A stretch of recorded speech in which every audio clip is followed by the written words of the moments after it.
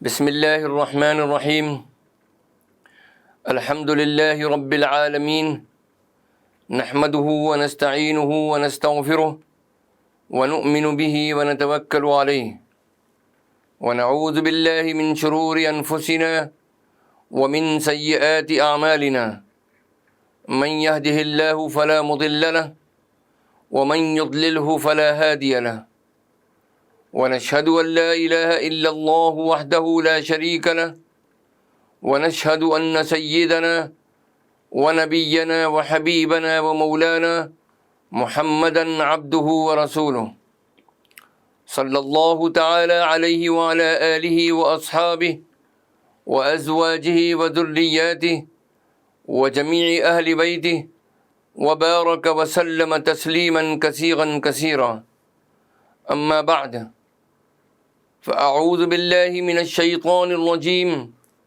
بسم الله الرحمن الرحيم رب اشرح لي صدري ويسر لي أمري واحلل عقدة من لساني يفقهوا قولي صدق الله العظيم اللهم إني أسألك بأنك أنت الله لا إله إلا أنت الأحد الصمد الذي لم يلد ولم يولد ولم يكن له كفوا أحد۔ بزرگان محترم، برادران عزیز، سلسلے کے مخلصین اور ہماری قابل احترام مائیں، بہنیں اور عزیز بچیاں، حضرت شیخ عبد القادر جیلانی رحمۃ اللہ علیہ، امام طریقہ قادریہ، ان کی مجالس ذکر کا اور مجالس وعظ کا جو سلسلہ ہے وہ جاری ہے، اور یہ آج اس کی 57ویں قسط ہے۔ میرے عزیزوں اور دوستوں، اس مجلس کا آغاز کرنے سے قبل ہم توبہ اور استغفار کی اہمیت کے اوپر روشنی ڈالنا چاہتے ہیں۔ حضرت ابن صبیح رحمۃ اللہ علیہ نے فرمایا، امام حسن رضی اللہ تعالی عنہ کی خدمت میں ایک آدمی نے خشک سالی کی شکایت کی۔ آپ نے فرمایا کہ اللہ تعالیٰ سے استغفار کرو۔ ایک اور آدمی نے غربت کی شکایت کی، آپ نے اسے بھی استغفار کا حکم دیا۔ ایک اور شخص نے عرض کیا کہ اللہ تعالیٰ سے دعا کریں کہ وہ مجھے لڑکا عطا فرمائے، آپ نے اسے بھی استغفار کا حکم دیا۔ ایک دیگر شخص نے عرض کیا کہ میرا باغ خشک ہو گیا ہے، آپ نے اسے بھی استغفار کا حکم دیا۔ ابن صبیح رحمۃ اللہ علیہ فرماتے ہیں کہ ہم نے عرض کیا کہ آپ نے سب کو ایک ہی کام کے کرنے کا حکم دیا۔ آپ نے فرمایا، میں نے اپنی طرف سے کچھ نہیں کہا۔ اللہ تعالیٰ نے سورہ نوح میں ارشاد فرمایا ہے، استغفروا ربکم انہ کان غفارا یرسل السماء علیکم مدرارا وَيُمْدِدْكُمْ بِأَمْوَالٍ وَبَنِينَ وَيَجْعَلْ لَكُمْ جَنَّاتٍ وَيَجْعَلْ لَكُمْ أَنْهَارًا۔ سبحان اللہ۔ اس آیت مبارکہ کا ترجمہ ہے، لوگوں اپنے رب سے استغفار کرو، وہ بخشنے والا ہے، تمہارے لیے بارش برسائے گا، اولاد اور مال سے تمہاری مدد کرے گا، نہریں اور باغات تمہیں عطا کرے گا۔ رسول اکرم صلی اللہ علیہ وسلم نے فرمایا، من لزم الاستغفار جعل اللہ له من کل ضیق مخرجا ومن کل ہم فرجا ورزقہ من حیث لا يحتسب۔ جس بندے نے ہمیشہ کے لیے اپنے اوپر توبہ اور استغفار کو لازم کر لیا، خدا تعالیٰ اسے ہر طرح کی مصیبت اور قلت اور تنگی معاش سے بچائے گا اور غم دور کر دے گا اور وہاں سے رزق دے گا جو وہم و گمان میں بھی نہ ہوگا۔ حضرت عیسیٰ علیہ السلام کا ایک واقعہ ہے کہ حضرت عیسیٰ علیہ السلام ایک پتھر سر کے نیچے رکھ کر سو گئے۔ ابلیس آپ کے پاس آیا اور بولا کہ آپ نے تو دنیا ترک کر دی تھی، اب آپ اس سے باز کیوں آ گئے؟ حضرت عیسیٰ علیہ السلام نے فرمایا کہ میں نے کیا کیا ہے؟ اس نے کہا کہ آپ پتھر سر کے نیچے رکھ کر آرام جو کر رہے ہو۔ یہ سنتے ہی حضرت عیسیٰ علیہ السلام نے اس پتھر کو پھینک دیا اور فرمایا کہ لے مجھے اتنی دنیا داری سے بھی سروکار نہیں۔ رسول اکرم صلی اللہ علیہ وسلم کا اسوہ حسنہ کیا تھا؟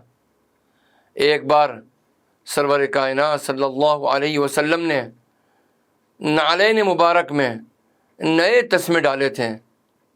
آپ کو وہ تسمے بہت خوش نما معلوم ہوئے۔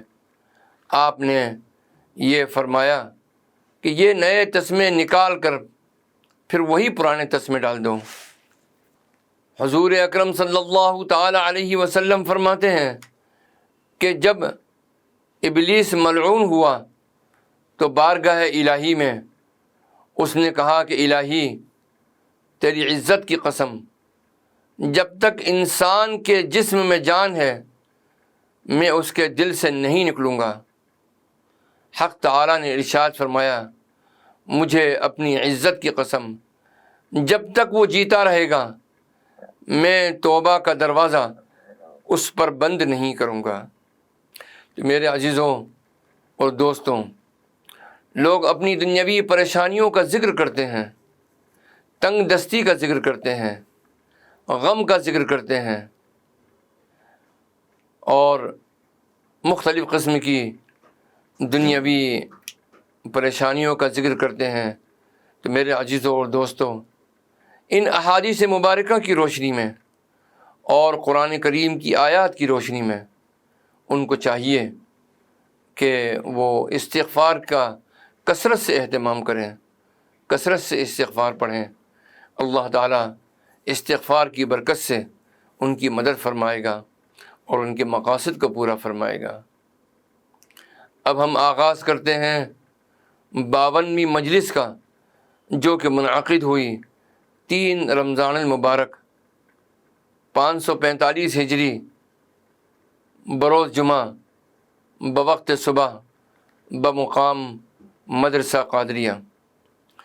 حضرت شیخ عبد القادر جیلانی رحمۃ اللہ علیہ ارشاد فرماتے ہیں کہ اے لوگوں، اللہ کی طرف دوڑو، سب کام اسی کی طرف لوٹتے ہیں۔ اللہ کی طرف دوڑو، خلقت اور دنیا اور ما سوی اللہ سے ناتا توڑ کے اللہ کی طرف بھاگو، دلوں سے اللہ کی طرف چلو۔ کیا تم نے یہ ارشاد باری نہیں سنا؟ الا الی اللہ تصیر الامور، کہ سب کام اللہ ہی کی طرف لوٹتے ہیں۔ اے بیٹا، مخلوق کو بقا کی آنکھ سے نہ دیکھ، بلکہ ان کی طرف فنا کی آنکھ سے دیکھ کہ سب فانی ہے۔ انہیں نفع و نقصان کی آنکھ سے نہ دیکھ، بلکہ انہیں ذلت اور عاجزی کی آنکھ سے دیکھ، اس لیے کہ یہ سب اللہ کے سامنے عاجز و ذلیل ہیں۔ اللہ کو ایک جان اور اسی پر بھروسہ کر، اور جس بات سے وہ فارغ ہو چکا ہے اس میں بکواس نہ کر۔ دنیا اور جو کچھ دنیا میں ہونا ہے وہ سب سے فارغ ہو چکا ہے۔ خلقت میں جو انقلابات اور تغیرات ہونا ہے ان سے فارغ ہو چکا ہے۔ مسلمان کا دل ان سب سے فارغ ہے، خاص کر جب وہ تمام اسباب سے بالکل خالی ہو جائے تو وہ اپنے حال میں زیادہ مضبوط ہو جاتا ہے۔ اگر اس کے پاس اہل و عیال آ جائیں تو اس پر اس کی مدد کی جاتی ہے، اسے ان کے تحمل و برداشت کے لیے قوت عطا کی جاتی ہے۔ اس کا دل ہر حال میں ما سوی اللہ سے فارغ رہتا ہے، مخلوق سے ہمیشہ غائب و دور رہتا ہے۔ وہ اس سے کسی تغیر و تبدیلی کی تمنا نہیں کرتا، کیونکہ وہ جانتا ہے کہ جو شے مقدر ہو چکی ہے وہ بدل نہیں سکتی۔ جو شے نصیب میں لکھے جانے سے فارغ ہو چکی ہے اس میں کمی زیادتی نہیں ہو سکتی۔ چنانچہ نہ تو زیادتی کو طلب کرتا ہے نہ کمی کو، نہ اس میں تاخیر چاہتا ہے نہ اس میں جلدی کا طالب ہے، کیونکہ ہر شے اور ہر کام کے لیے ایک خاص وقت مقرر ہو چکا ہے۔ چنانچہ یہ اور اس کی طرح کے مخلوق میں سے اور لوگ ہی عقل والے اور ہوشیار ہیں، اور زیادتی و کمی، جلدی اور تاخیر چاہنے والے پاگل اور دیوانے ہیں۔ جو شخص اللہ سے راضی ہوگا وہ اپنے اور غیر کے سب احوال میں اللہ کی موافقت کرے گا۔ اللہ اسے اپنا محبوب بنا لیتا ہے، اسے اپنی معرفت عطا کرتا ہے۔ اللہ اسے اپنا محبوب بنا لیتا ہے، اسے اپنی معرفت عطا کرتا ہے، باقی عمر اپنے مقصود کی راہ پر اللہ کے ساتھ گزارتا ہے۔ پہلے اسے توفیق دیتا ہے، پھر اپنا مقرب بنا لیتا ہے۔ اسے حیرت اور پریشانی میں گم دیکھ کر فرماتا ہے انا ربک، میں تیرا رب ہوں، جس طرح کہ موسیٰ علیہ السلام سے فرمایا تھا انی انا ربک فاخلع نعلیک، بے شک میں تیرا رب ہوں، تو اپنی جوتیاں اتار دے۔ حضرت موسیٰ علیہ السلام سے یہ ارشاد ظاہری طور پر فرمایا تھا، جبکہ اللہ اپنے عارف کے قلب سے باطنی طور پر ارشاد فرماتا ہے، جسے وہ اس کی رحمت اور لطف اور نبی کریم صلی اللہ تعالیٰ علیہ وسلم کی وجاہت سے سنتا ہے۔ انبیاء کرام علیہم الصلاۃ والسلام کے معجزے ظاہری طور پر سامنے آتے ہیں، جبکہ اولیاء کرام کی کرامتیں باطنی طور پر ہوتی ہیں۔ اولیاء اللہ انبیاء کرام علیہم الصلاۃ والسلام کے وارث ہیں، یہ اللہ کے دین کو قائم کرنے والے ہیں، اللہ کے دین کی جن اور انسانوں کی شیطانوں سے حفاظت کرتے ہیں۔ تو اللہ اور اس کے رسولوں سے جاہل ہے اور اولیاء اللہ سے ناواقف ہے۔ اے منافق، تجھے کیسے خبر ہو کہ اولیاء اللہ کس حال میں ہیں اور کیا مقام رکھتے ہیں؟ تو قرآن مجید پڑھتا ہے مگر یہ نہیں جانتا کہ وہ کیا کہتا ہے، تو عمل کرتا ہے لیکن یہ نہیں جانتا کہ عمل کیسے کیا جائے۔ یہ دنیا ہے جس کی آخرت نہیں، ایسی نالائقی کے باوجود تو اولیاء اللہ پر انگلیاں اٹھاتا ہے۔ عقل سے کام لے، ادب سیکھ اور توبہ کر کے لب سی لے۔ تجھے نہ اس کا پتہ ہے نہ رسولوں کا، اور نہ ہی اولیاء اللہ کا پتہ ہے، نہ اس کے علم کا پتہ ہے کہ وہ تیرے اور مخلوق کے ساتھ میں کیا سلوک کرے گا۔ توبہ کر اور خاموش رہ، اور اپنی عزت کے مطابق قبر میں جانے کی فکر کر۔ جیسا کہے ویسا کر، تاکہ تو علم سیکھ لے، اللہ کے ساتھ چل تاکہ وہ تجھے ایسا نور عطا کرے جس کے ذریعے تو دنیا و آخرت دونوں کو دیکھ سکے۔ جو میں کہہ رہا ہوں اسے مان لو اور اس میں کوشش کرو، اور جو کچھ تقدیر میں پہلے ہو چکا اس کا پچھتاوا اور غم کرنا چھوڑ دو، کیونکہ یہ صرف تمہاری حرص اور کمزوری کے باعث اور کاہلوں کی حجت ہے۔ ہم پر لازم ہے کہ ہم تقدیر کے بارے میں بحث و تکرار نہ کریں، بلکہ ہم ہمت سے کام لیں اور کوشش کر کے عمل کی عادت ڈالیں۔ اس چکر میں نہ پڑیں کہ ایسا کیوں کہا، ایسا کیوں کیا اور کس لیے کیا۔ نکتہ چینی چھوڑ دیں اور اللہ کے کام میں دخل نہ دیں۔ ہمارا کام کوشش کر کے عمل کرنا ہے، اللہ جو چاہے کرے۔ ارشاد باری تعالی ہے، لا يسأل عما يفعل وهم يسألون۔ سورہ انبیاء میں اللہ سبحانہ و تعالی ارشاد فرماتے ہیں، جو چاہے وہ کرے، کوئی پوچھنے والا نہیں اور انہیں پوچھا جائے گا۔ جو تیرا یہ معاملہ انتہا کو پہنچے اور اللہ تیرے دل کو اپنے قریب کر لے اور دنیا میں تیرا زہد درست ہو جائے، تو آخرت میں رغبت کرنے لگے گا، تیرا نام قرب الہی کے دروازے پر لکھا ہوا ہوگا، فلا نبن فلان من عتقاء اللہ عز وجل، فلاں کا فلاں بیٹا اللہ کے آزاد بندوں میں سے ہے۔ چنانچہ یہ ایسی شے ہے کہ اس میں نہ کسی طرح کا تغیر ہوگا، نہ تبدل، اور نہ اس میں کمی بیشی کی جائے گی۔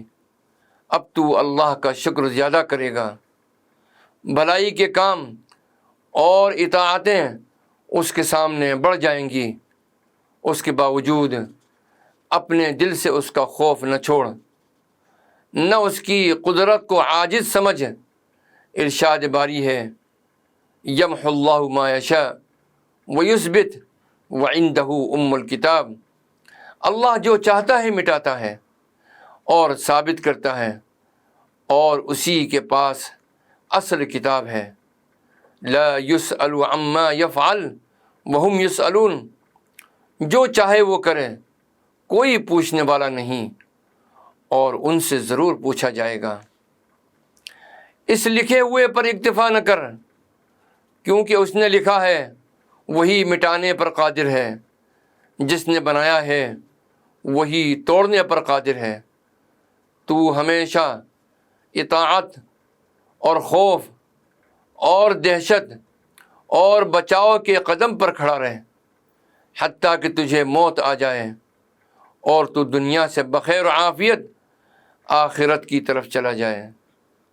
اب تجھے تغیر و تبدل سے کوئی خوف نہ ہوگا، امن و امان سے ہوگا۔ اے اپنی جہالت اور نفاق اور دنیا کی طلب اور دنیا کی کشمکش کی وجہ سے اللہ سے مزاحمت کرنے والے، تو حرام کھا رہا ہے، پھر تجھے دل کی نورانیت، باطن کی صفائی اور دانائی کے ساتھ بات کرنے کی کیسی تمنا اور آرزو ہے۔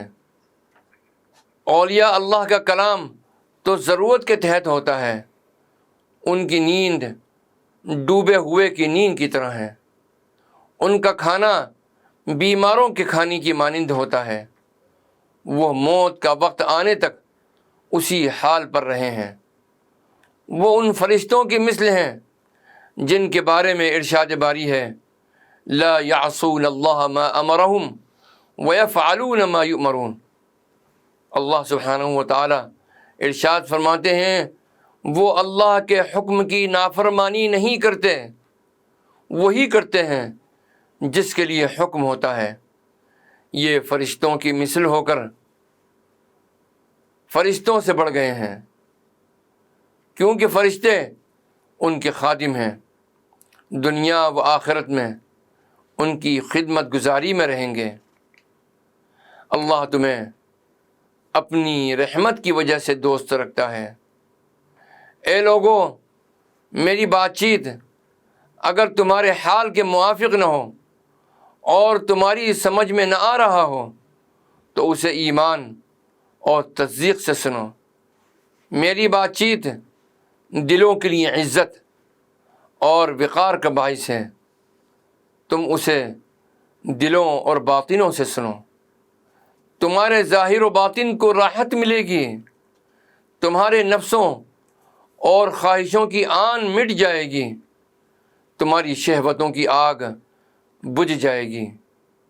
تمہارے حق میں سب سے بدتر تمہاری شہوتیں ہیں جو تمہارے لیے دنیا کو دوست بناتی ہیں اور فقر کو تمہارا دشمن ٹھہرا کر تمہیں ہلاکت میں ڈال دیتی ہیں۔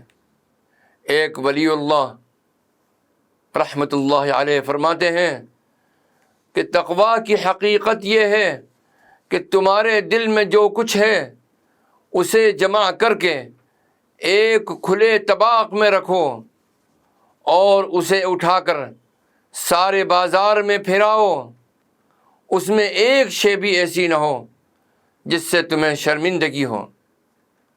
اے جاہل، تو اس پر کفایت نہیں کرتا کہ تو تقویٰ شعار نہیں ہے، بلکہ جب تجھے کہا جاتا ہے کہ اللہ سے ڈر تو تو غصے میں آ جاتا ہے، اور جب تجھ سے حق کی بات کہی جائے تو اسے سن کر سستی کرتا ہے، اور جب کوئی تجھ پر اعتراض کرتا ہے تو تو اس پر بگڑنے لگتا ہے اور اس پر غصہ نکالتا ہے۔ حضرت امیر المؤمنین عمر بن خطاب رضی اللہ تعالی عنہ فرماتے ہیں کہ جو بندہ اللہ سے ڈرتا ہے وہ اپنے غصے کا بدلہ نہیں لیتا۔ اللہ سبحانہ و تعالی ہم کو ان تمام باتوں پر عمل کرنے کی توفیق عطا فرمائے اور ہمیں اخلاص کامل نصیب فرما کر استقامت کے اعلیٰ ترین درجوں پر فائز فرما دے۔ آمین ثم آمین یا رب العالمین، والصلاة والسلام علی النبی الکریم، والسلام علیکم ورحمۃ اللہ وبرکاتہ۔ بسم اللہ الرحمن الرحیم۔ اللہم صل علی سیدنا و مولانا محمد وعلی آل سیدنا و مولانا محمد وبارک وسلم۔ اللہم انت السلام ومنک السلام تبارکت یا ذا الجلال والإکرام۔ اللہم انا نسألک العفو والعافیة فی الدنیا والآخرہ۔ اللہم انا نسألک الہدى والتقى والعفاف والغنى۔ اللہم انک عفو تحب العفو فاعف عنا۔ اللہم اقسم لنا من خشيتك ما تحول به بيننا وبين معاصيك، ومن طاعتك ما تبلغنا به جنتك، ومن اليقين ما تهون به علينا مصائب الدنيا۔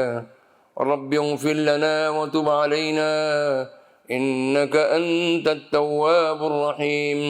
اللهم إني ظلمت نفسي ظلما كثيرا ولا يغفر الذنوب إلا أنت، فاغفر لي مغفرة من عندك وارحمني إنك أنت الغفور الرحيم۔ ربنا عليك توكلنا وإليك أنبنا وإليك المصير۔ ربنا لا تجعلنا فتنة للقوم الظالمين ونجنا برحمتك من القوم الكافرين۔ اللهم بك أصبحنا وبك أمسينا وبك نحيا وبك نموت وإليك النشور۔ ربنا تقبل منا إنك أنت السميع العليم وتب علينا إنك أنت التواب الرحيم۔ وصلى الله تعالى على خير خلقه سيدنا محمد وعلى آله وأصحابه أجمعين برحمتك يا أرحم الراحمين.